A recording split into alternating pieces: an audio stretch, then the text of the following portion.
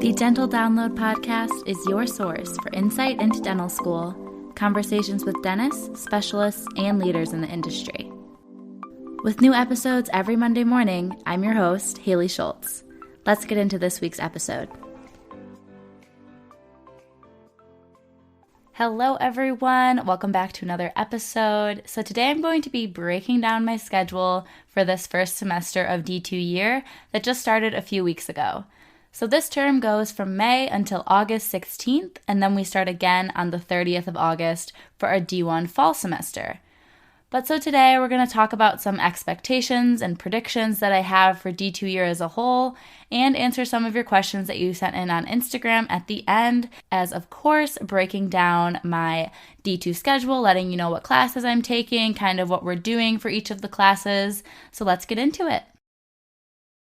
Want to make a podcast? Spotify's got a platform that lets you make one super easily and then distribute it everywhere and even earn money, all in one place for free. It's called Spotify for Podcasters. Here's how it works. Spotify for Podcasters lets you record and edit podcasts right away from your phone or computer, so no matter what your setup is like, you can start creating today. Then you can distribute your podcast to Spotify, but also everywhere else podcasts are heard. Video podcasts are also available, and you can earn money in a variety of ways, including ads and podcast subscriptions. Did I mention it is totally free, no catch? I've been using Spotify for Podcasters since the very beginning of my show, and now we're nearing our 200th episode, so I can definitely say it's an easy platform, and I've really loved using it. So be sure to download the Spotify for Podcasters app or go to www.spotify.com/podcasters to get started.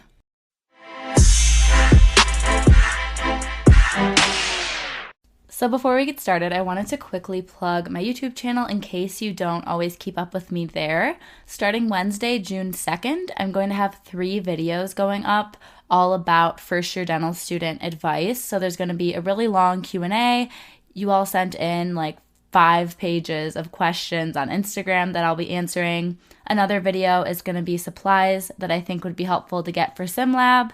And then the last video is going to be things I wish I knew before starting dental school. I've been writing down a list of random advice, things that would have made things easier, things I wish I did, things I did that I'm glad that I did. So that's all going to be in one video coming up again in June. So just a reminder to check out my channel. Starting then, every Wednesday there'll be a video going up for 3 weeks related to dental school if you are a first-year student coming in, or if you just want to see what's going on over there. There's always videos every Wednesday, vlogs, helpful videos, stuff like that. But for this episode, let's start by going through my classes. Okay, so we have 19 and a half credits this semester. I'm just going to read through the courses, let you know what they're called, and then kind of give a brief summary of what it's all about if I know, because a couple of our classes start midway through the semester, and I'll get into that as they appear in the schedule.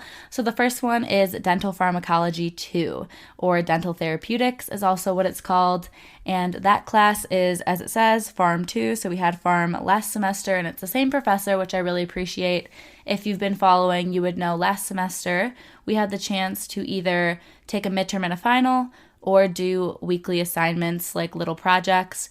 So that's the option I chose again this semester, is the weekly assignments.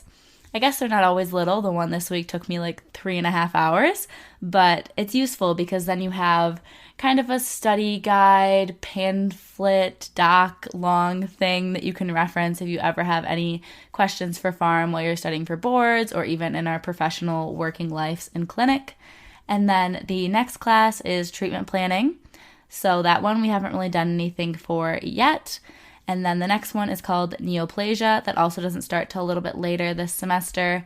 As these appear in real time, I'll definitely talk about them when we get started in the podcast weekly intros, as I always record those real time, week to week. So whenever we do start those classes, I'll let you know what they're all about.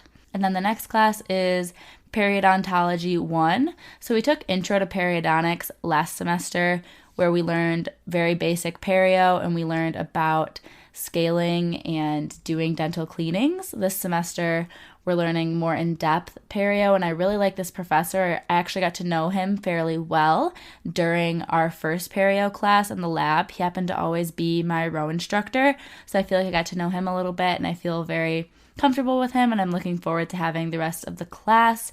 So far, all we really have to do for that class is just watch a video once a week, a lecture, and then do a little what did I learn type assignment after. And then I believe there is a midterm and a final for that class as well.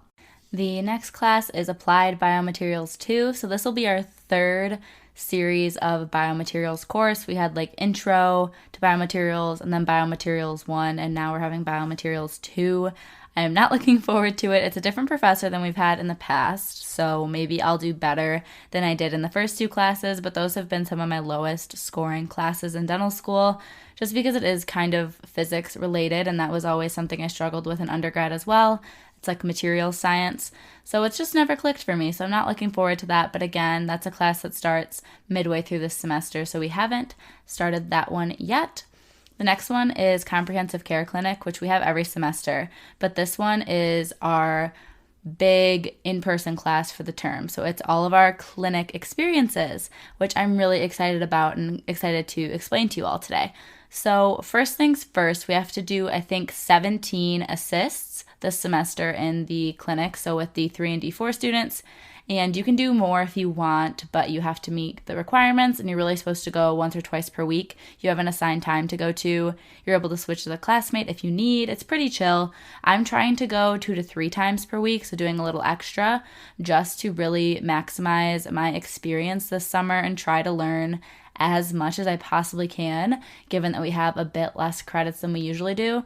So that's a huge component of this class, is doing your required assisting, showing up, being active, learning, helping out as much as you can, and then we do a big reflection, a meta reflection at the end of the semester. But also in that class is a couple little one-day labs that we have. So I just had one this past week, for example, and that was our alginate impressions lab.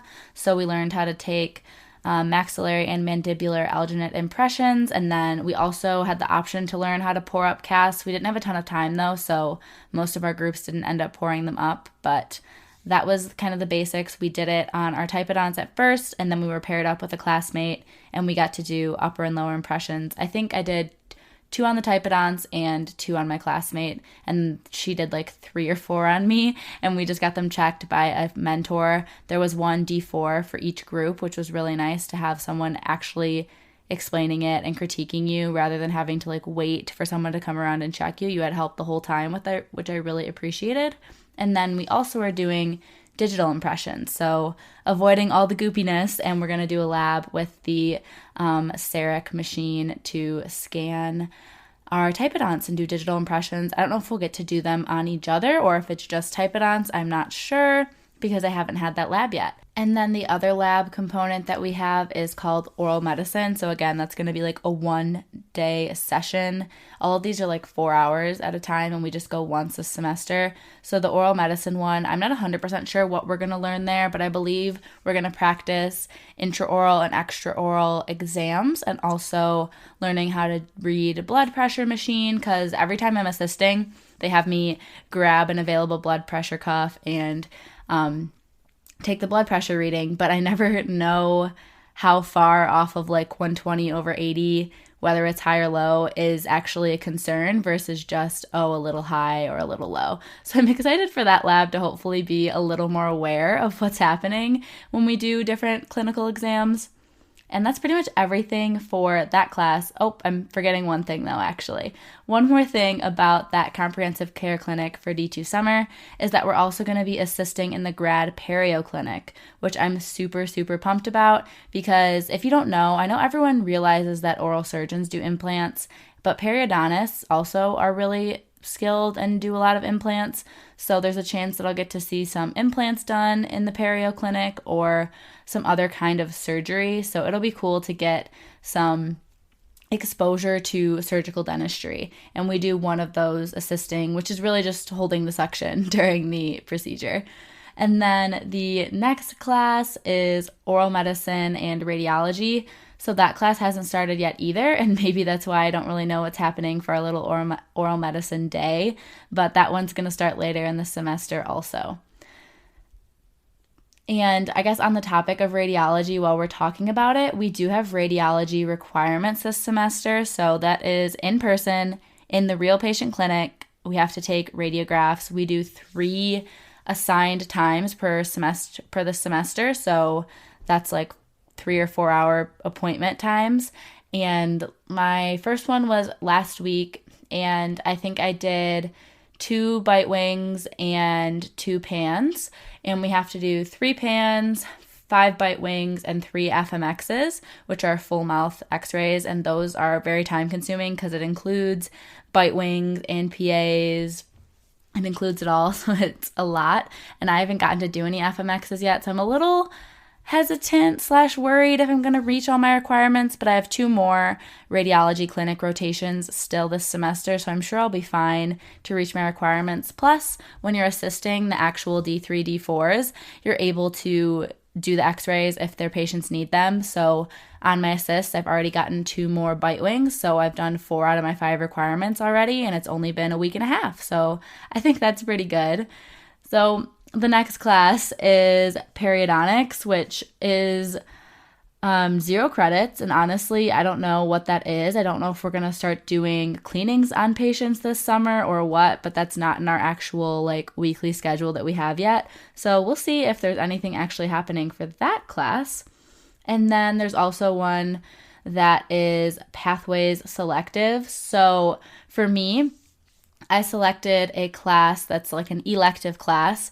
I think I've broken down pathways before, but pathways at Michigan is either immersion, which is research, or selectives, which are elective courses that you take. You're required to take 2 per academic year, and we have 3 semesters per year. So you could take 1 semester off, or you could have 1 per semester taking 3. So this year, I'm taking 1 this summer, which is mini rotations through clinics, and then I'm also taking a speech class next semester. And I wanted to take a leadership class in the winter with the dean, but it's full, so I'm just doing 2 for this D2 year.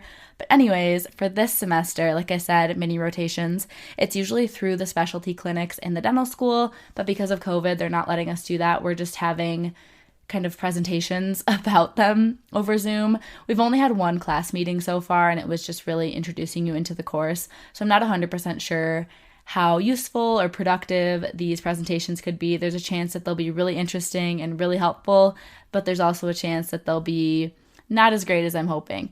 But we still get to do off-site rotations, which I'm excited about. We get to do 2 off-site rotations, and one is to a prosthetics lab, so where they're making the crowns, the bridges, the dentures. So that'll be really interesting to see the behind the scenes, I guess. That way you can have more of an appreciation for the work that goes into these products that you're getting delivered to give to your patients, and also maybe understand what could go wrong and be better able to communicate with your prosthetics lab. And then the other one is just held at an off-campus other university room that they're renting out, and it's called four-handed dentistry. So we're going to learn more about assisting and also some tips for having better ergonomics when we're practicing. So I think that'll also be really useful, and I'm still glad I'm taking the class even though it's not what it typically is when it's in-person rotations. And then the next class is behavioral science practicum. So we've taken behavioral science twice already, behavioral science 1 and 2 in the past couple semesters. I'm not 100% sure again what this class is going to entail because it hasn't started yet, but I would imagine that it's more standardized patient interactions or SPIs. I actually have one coming up this week where we are showing how to disinfect a cubicle properly, doing an intro and extraoral exam correctly, and also going over a treatment plan with a patient who's like a paid actor. And then the next class is cardiovascular system, respiratory system, and genitourinary system. And those are almost all of our systems classes. We have one left. That last one that's left is the gastrointestinal system, so GI. But that means that we have 3 out of the last ones covered this semester, and then we just have 1 left for the fall. And we already did some of our systems classes last semester as well.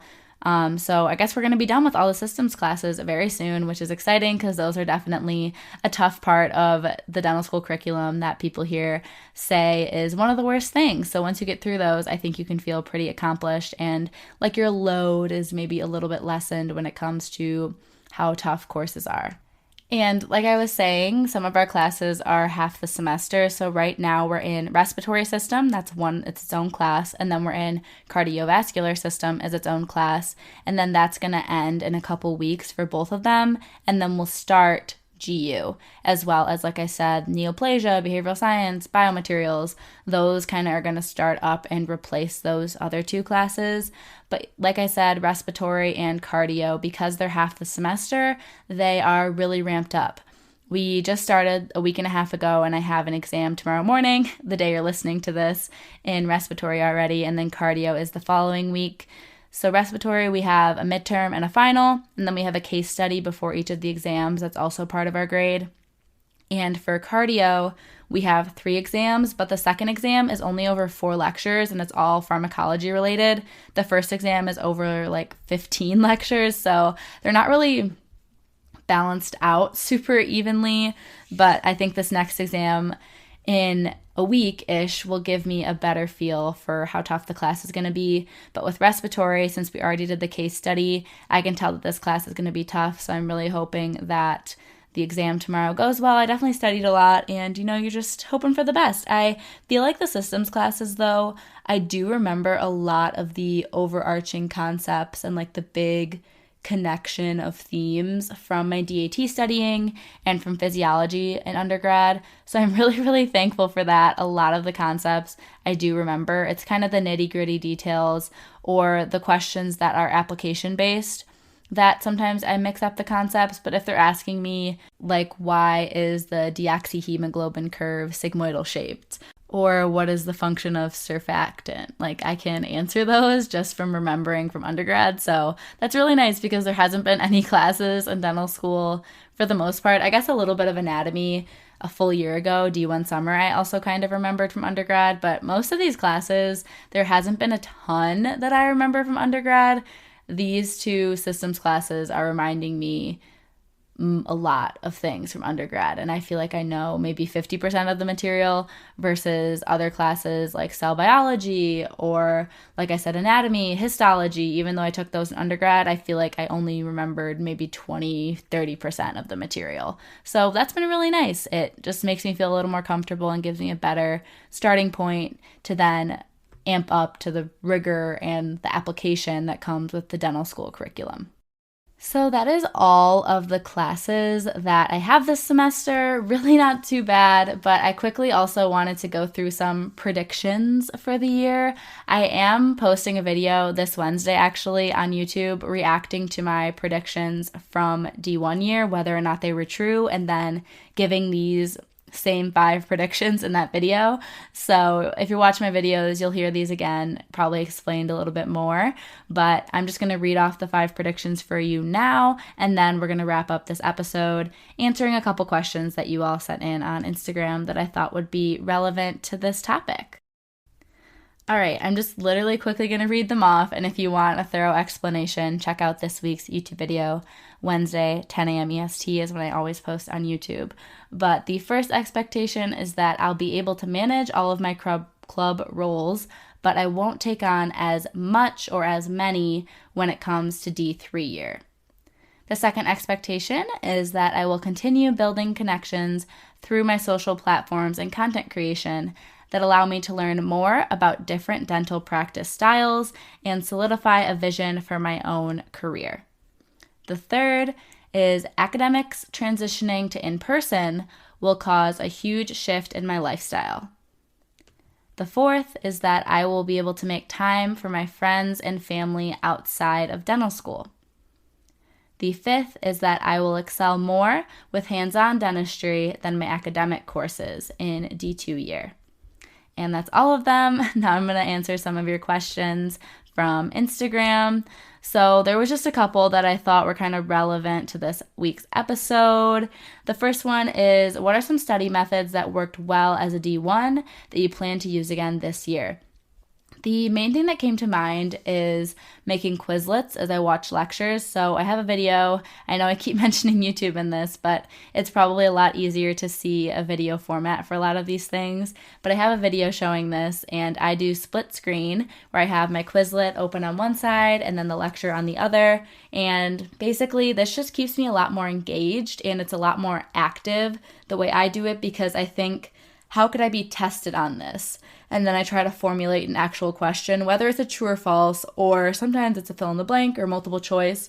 And I just think that keeps me a lot more engaged rather than doing a passive style of learning where I'm just writing notes, copying things word for word off of the slides. I think this is a little more active, and then I'm directly making a study material that I can go back and review the cards, or I can just download a PDF of the Quizlet if I'd rather have it as more of like a study guide.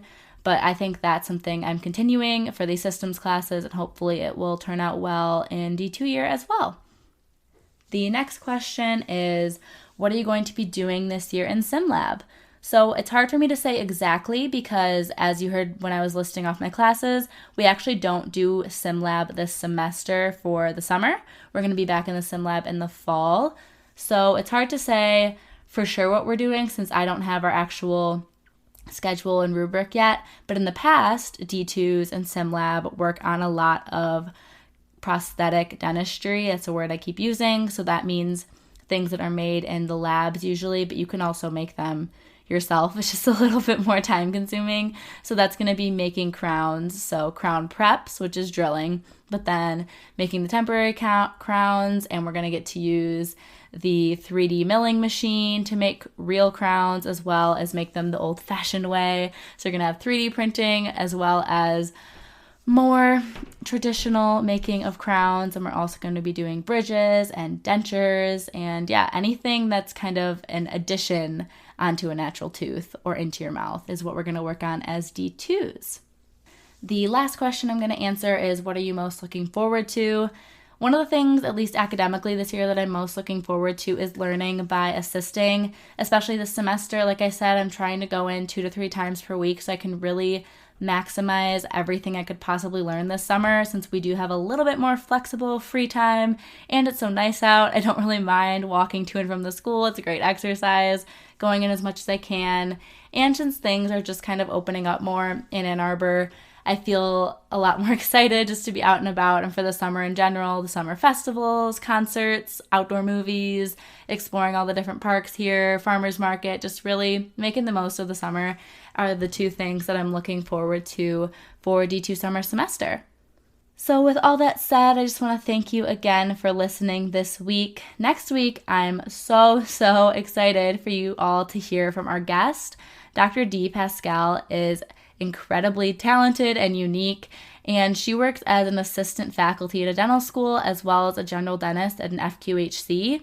But we spend a lot of the time actually talking about financial freedom and how she's using investing and house flipping through Airbnb to build wealth for her family, and how her goal is to have passive income coming in for her and her family through these investments and through real estate, so that their choice of working as dentists is because they want to and because they want to help and because they want to serve, and it's on their terms rather than feeling obligated to work to pay for certain things and to meet their needs to live. So I feel like that's going to be really interesting for you all. I know I really loved the episode. It was very motivating and insightful. So I hope you're all ready to listen to that next Monday morning, and I will talk to you then.